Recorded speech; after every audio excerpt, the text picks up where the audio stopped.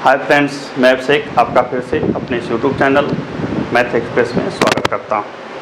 आज हम परसेंटेज में चौथा वीडियो लाए हैं, जिसमें आज का जो विषय है वो ये है कि कुछ वस्तुओं को एक अलग दर से खरीद के एक अलग दर पर बेच दिया जाता है। मान के चलिए m वस्तुओं को n की दर से खरीदा जाता है और फिर उन्हें p या q के दर से बेच दिया जाता है। ये एक कंसेप्ट है। अब ऐसा प्रश्न कहाँ देखे होंगे आप? ऐसा प्रश्न देखे होंगे कि कोई दुकानदार 4 रुपया में 6 की दर से कलम को खरीद करता है और 6 में 4 की दर से बेच देता है। तो प्रतिशत लाभ या हानि की गणना करें। इस तरह के हिसाबों को आपने बहुत ही शॉर्ट ट्रिक में बनाया होगा, लेकिन यहाँ पे मैं कंसेप्ट बेस पे आपको बताऊंगा कि कैसे आप उन चीज़ों को बिना कोई अलग ट्रिक लगाए हुए साधारण स्थितियों में बना सकते हैं। यहाँ ध्यान रखिए कि मेरा मूल उद्देश्य यही है कि एक मैथ में एक ही सूत्र जो होता है, हर मैथ का एक बेसिक सूत्र होता है, उसी सूत्र के सहारे सारे हिसाब को बनाइएगा, सिर्फ इस बेस पे कि आप उन चीज़ों को कैसे समझते हैं। चलिए, आपका बहुमूल्य समय नष्ट न करते हुए आते हैं। बस कहता है कि वस्तु को एक दर से खरीदकर दूसरे दर पर बेचने वाले प्रश्न। अब हम इसको बनाते हैं, प्रश्न लिख देते हैं। प्रश्न है कि एक व्यक्ति ने 4 रुपये की 6 की दर से एक आदमी ने 4 रुपया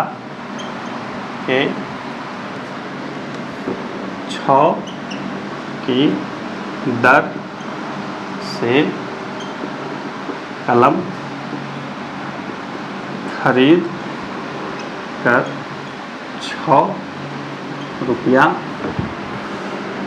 में 4 की दर से बेचा। ठीक है, एक आदमी ने 4 रुपया के 6 की दर से कलम खरीद कर 6 रुपया में 4 की दर से बेचा। उसका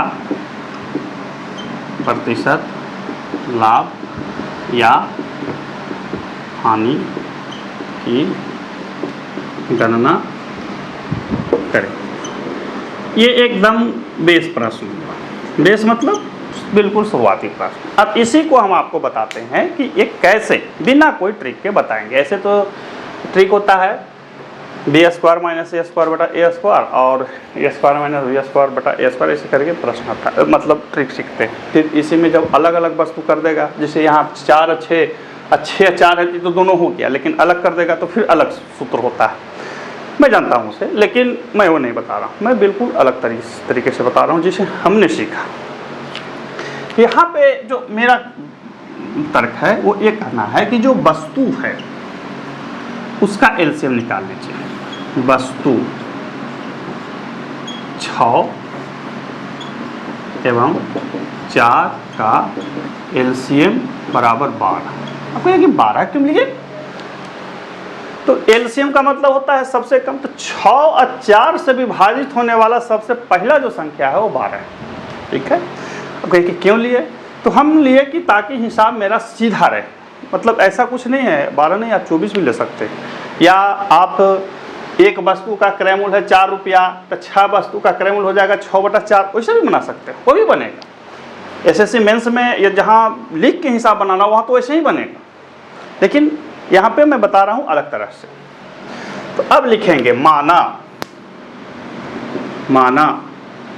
कुल 12 वस्तु खरीदा। याद रखिए, वहाँ लिखा नहीं है, वहाँ लिखा है कि 4 रुपया में 6 की दर से खरीदा। कितना खरीदा, क्या खरीदा, सो मतलब नहीं है। हमने लिखा है कि माना कुल 12 वस्तु खरीदा।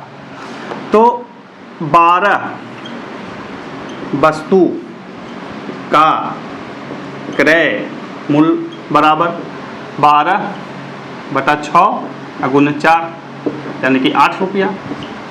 4 रुपया में 6 को, यानी कि 6 वस्तु का क्रय मूल्य है 4 रुपया, तो 12 वस्तु का क्रय मूल्य 12/6 गुने 4। अब लिखेंगे 12 वस्तु का विक्रय मूल्य बराबर 12/4। 4 वस्तु का है 6 रुपया, तो 12 वस्तु का 12/4 अगुने 6, यानी कि 18 रुपया। अब ध्यान दीजिए कि वस्तु दोनों तरफ बराबर है, तो 12 वस्तु का क्रय मूल्य है 8 रुपया और 12 वस्तु का विक्रय मूल्य है 18 रुपया। तो लाभ हुआ कि हानि? तो चूंकि विक्रय मूल्य ज़्यादा है तो लाभ हो गया। लाभ बराबर 18 घटाओ 8 यानी कि 10 रुपया। प्रतिशत लाभ या हानि की गणना करें तो समझ में आ गया कि लाभ है। तो प्रतिशत लाभ बराबर क्या होता है? लाभ गुने 100 अब बटा क्रय मूल्य। क्रय मूल्य क्या चीज़? जो ये है वो लिखेंगे 8 2 चौके 25 चौके 5 125% लाभ हो गया। कितना लाभ हुआ?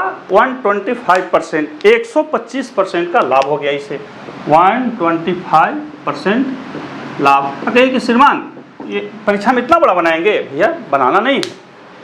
यदि मैं परीक्षा में जाऊं तो 12 तो 4 दूनी 8 और 6 18 तो हम पहले ही गिन लेंगे। 8 18 का अंतर है 10 रुपया। 10 गुने 100 बटा 8 मतलब सीधा बना लिया, हमको कोई दिक्कत नहीं हुआ।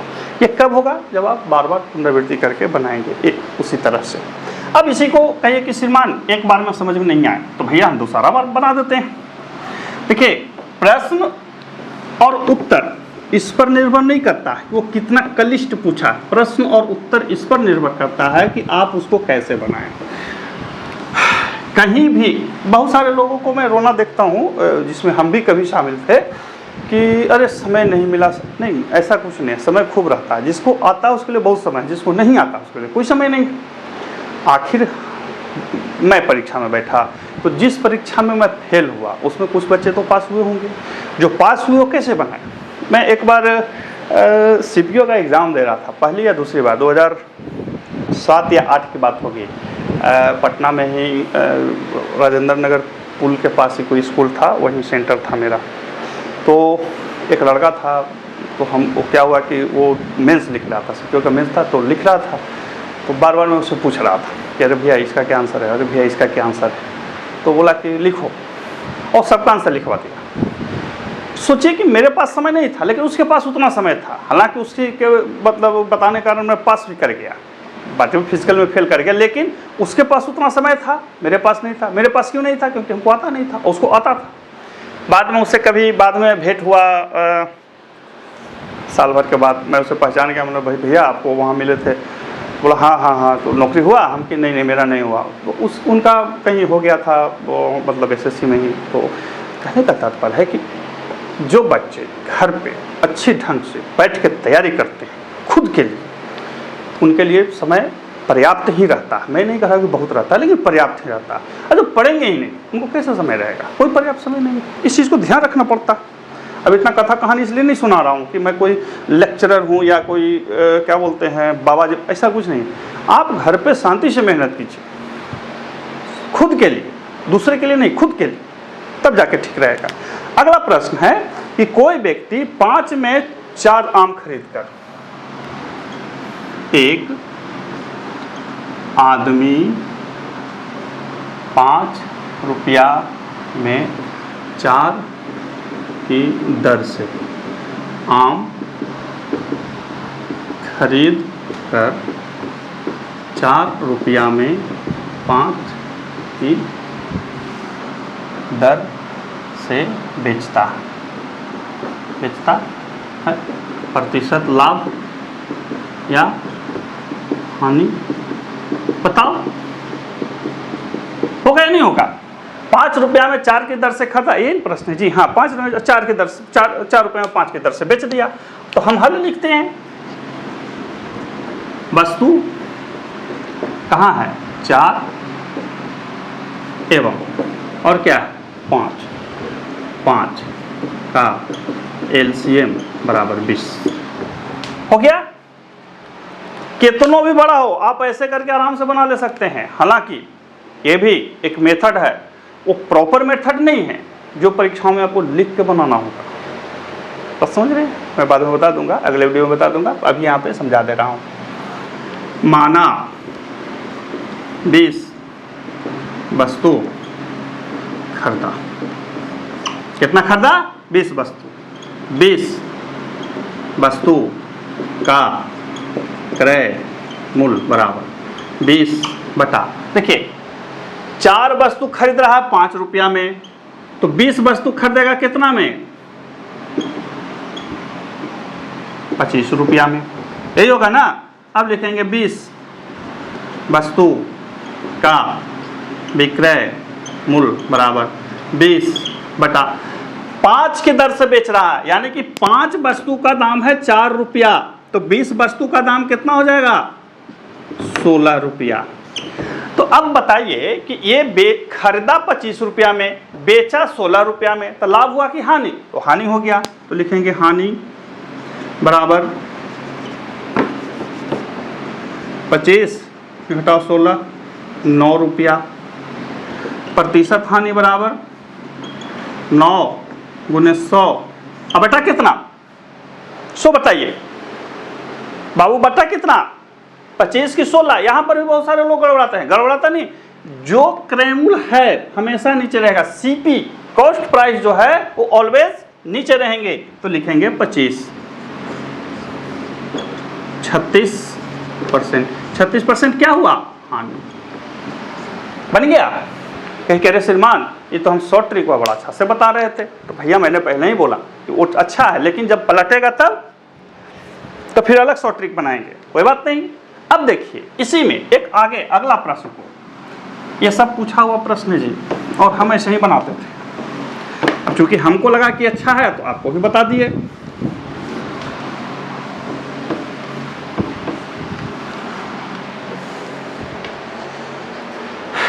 एक एक प्रश्न के लिए मार होता है, एक एक प्रश्न के लिए, और वो प्रश्न आप सिर्फ परीक्षाओं में इसलिए गड़बड़ा जाए कि आप कंफ्यूज हो गए, ये खुद के साथ नाइंसाफी होगी। आज के दौर में लाइफ में 1 या 2 बार 3 बार मौका मिलता है पीटी के बाद मेंस लिखने का, वहाँ पे दिक्कत हो जाए तो दिक्कत है अपने साथ। जब हम लोग का दौर था, हम लोग से सीनियर और जो थे उस दौर में हर संडे को एग्ज़ाम ही होता था, तो लोग देते रहते थे। आज थोड़ा क्रिटिकल समय है, तो खुद से वादा कीजिए कि हम अच्छी तरह से ही मेहनत करेंगे। देखिए प्रश्न कहता है, एक फल विक्रेता 1 रुपया में 2 के हिसाब से नींबू खरीदता है। एक फल विक्रेता 1 रुपया में 2 के दर से क्या खरीदा है? नींबू सेव क्या है जी? नींबू खरीदता, नींबू खरीदता है। एवं देखिए यहाँ अब पलट जाएगा, यहाँ एवं 3 रुपया में 5 की दर से बेचता है।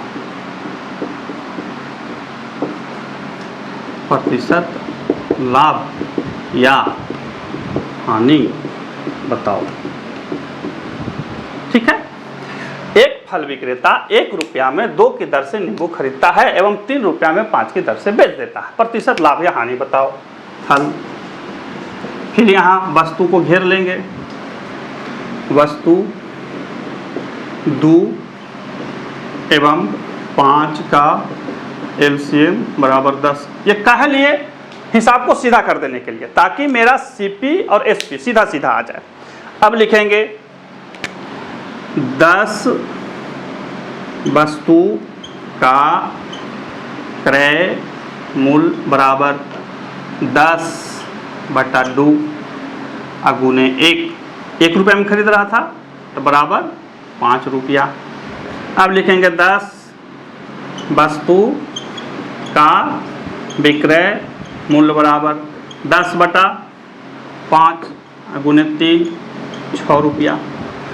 अब 10 वस्तु वो खरीदा 5 रुपया में, 10 वस्तु बेचा वो 6 रुपया में, तो लाभ बराबर 6 घटाओ 5 1 रुपया। प्रतिशत लाभ बराबर लाभ गुने 100, अब बटा कितना 5 20%। हुआ या नहीं हुआ? तो देखिए तो 20% लाभ या होगा या कि नहीं होगा, बोलिए। तो इस तरह से आप चीज़ों को एकदम आसानी से बेच खरीद वाले चीज़ों को बना सकते हैं। ध्यान दीजिए कि हमने कोई अलग सूत्र, अलग ट्रिक, अलग चीज़ नहीं लगा, एक बेसिक कंसेप्ट था, हमने उसी पे हल कर दिया इसको। अगला फिर देखते हैं, एक और उदाहरण मैं बता देता हूँ जो इस तरह का। आशा है कि इतना देर में समझ गए होंगे। नहीं समझोगे तो अगला उदाहरण भी दे रहा हूँ। एक वीडियो में मैं 4 या 5 मैथ ही रखता हूँ ताकि वीडियो बहुत लंबा ना हो जाए और थोड़ा दिक्कत नहीं हो लोगों को समझने में। कहता है कि एक व्यक्ति ने 12 रुपये में 5 की दर से अंडा खरीदा। एक आदमी ने 12 रुपया में 5 की दर से अंडा खरीदा एवं 5 रुपया में 3 की दर से बेच दिया।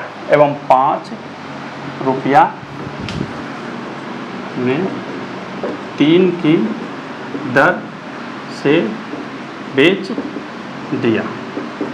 प्रतिशत लाभ या हानि बताओ। अब कहिए कि श्रीमान वो वाला 100 ट्रिक सीख लेंगे तो दिक्कत क्या है? नहीं, कोई दिक्कत नहीं है, लेकिन वो तभी है जब आपको सीधा सीधा पूछ रहा है। लेकिन जब आप इसको मैं दूसरा वीडियो लाऊंगा तो उसमें देखिएगा कि कोई एक गाइड कर देगा, फिर वो अलग चीज़ रख देगा। जैसे वो पूछेगा, वो बोल देगा कि 12 रुपये में 5 की दर से खरीदा और 1.5 रुपया में बेच दिया, या 3 रुपया में बेच दिया, या 8 रुपया में बेच दिया, तो प्रतिशत लाभ या हानि की गणना करो। या 12 रुपया में 5 की दर से खरीदा और उसको ऐसे बेचा कि उसको 20% का लाभ हो गया, तो उसका प्रति वस्तु विक्रय मूल्य क्या होगा? तो ये अलग अलग वैरायटी प्रश्न के आने लगते हैं। तो जब आप एक खास तरह से चीज़ों को सीखते हैं तो वो जब अलग वैरायटी पूछेगा तो आप कंफ्यूज हो जाएंगे या दिक्कत होने लगती है। तो मेरा मानना है कि नहीं, एक ऐसे बेस कंसेप्ट पर सीखिए कि कहीं पे कोई दिक्कत नहीं हो, और इसीलिए हमने इस तरह से आपको बताना शुरू किया है। ना तो भारी है और नहीं तो बहुत ही ज़्यादा आसान है कि बार बार चीज़ों को बदलना पड़े। हल वस्तु कहाँ है? ये 5 है और ये 3 है, तो लिखेंगे 5 एवं 3 वस्तु का क्रय मूल्य बराबर 15। 5 एवं 3 वस्तु का क्रय मूल्य कितना हो जाएगा? 15 होगा या नहीं होगा? तो 15 वस्तु का हम निकालेंगे 15 वस्तु का विक्रय मूल्य बराबर, सॉरी क्रय मूल्य निकालेंगे ना पहले, क्रय मूल्य 15 वस्तु का पहले हम क्रय मूल्य निकालेंगे। 15 वस्तु का क्रय मूल्य क्या हो जाएगा? 15 बटा क्या चीज? 15 बटा कुछ करेंगे तो 15 वस्तु जो था उसका हम क्रय मूल्य निकाल लेंगे, यानी कि सीपी निकाल लेंगे। तो 15 वस्तु का सीपी क्या हो जाएगा? 15 बटा क्या? 12 5 था, 5 अगुने 12 3 36 रुपया। ठीक है, 15 वस्तु का सीपी हो गया 36 रुपया। अब लिखेंगे 15 वस्तु का एसपी, एसपी यानी कि विक्रय मूल्य बराबर। तो सबसे पहले लिखेंगे 15 बटा दर क्या था? 3, रुपया कितना था? 5, 5 पचे 25 रुपया। तो अब यहाँ पे सीपी आपका ज़्यादा हो गया, एसपी कम हो गया, तो हानि हो गया। तो लिखेंगे हानि बराबर 36 घटाओ 25 यानी कि 11 रुपया। प्रतिशत हानि बराबर हानि गुने 100 अब बटा कितना? क्रय मूल्य सीपी यानी कि 36, 9 चौके 25 चौके, 25 दाई 250, 275 बटा 9 प्रतिशत हानि। ये आपका आंसर आ गया। यदि मेरा गुना भागा सही है तो इतना ही आंसर आएगा। आएगा या नहीं आएगा? सो बताइए, आएगा या नहीं आएगा? तो यदि इसको पूर्णांक में तोड़ेंगे तो कितना हो जाएगा? 9 या 27। इसको यदि पूर्णांक में तोड़ेंगे तो 9 या 27 तो 30 पूर्णांक 5/9%। ये आपका आंसर आ गया। हो गया? कोई दिक्कत? कहीं पे कोई दिक्कत मेरी समझ से नहीं होना चाहिए। तो इस तरह से चीज़ों को आप हल कर सकते हैं, बना सकते हैं, देख सकते हैं। ये मेरा कंसेप्ट है, और इसी कंसेप्ट से आगे अगले वीडियो में जब मैं बताऊंगा तो आप देखेंगे कि कैसे मैथ्स बन जाते हैं, कैसे मैथ हल होते हैं। ठीक है, तो फिर मिलते हैं अगले वीडियो में। तब तक के लिए गुड बाय।